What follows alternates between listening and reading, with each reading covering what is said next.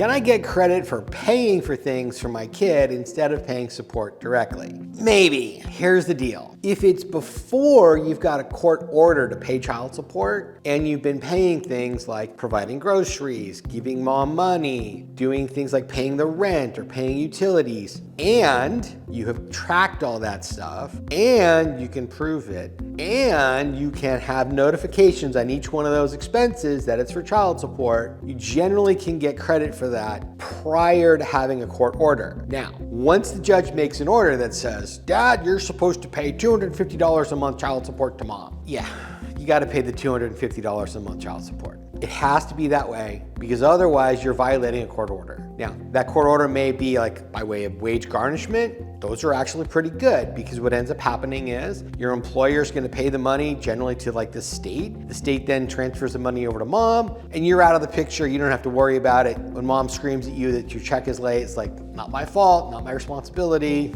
You wanted to go through the state, your problem. If you have a court order, you have to comply with it. Does not mean that you can't pay over that, but don't think you're gonna get credit for it. Don't think if you're paying mom cash and she says, well, I'll count this towards your credit. Not gonna happen. If you're gonna give mom cash, you're never gonna see that money again and you're not gonna get any credit for it. You have to actually pay your child support by check, by wire transfer, by PayPal, by Venmo, by Zelle, through the state disbursement unit, through a wage garnishment, some way that's trackable, because otherwise what's gonna end up happening is what happened to one of my clients. Well, a couple of my clients who decided to pay by cash. And they thought, well, I'm just gonna give her money, it's easier. And she said she'll like keep track.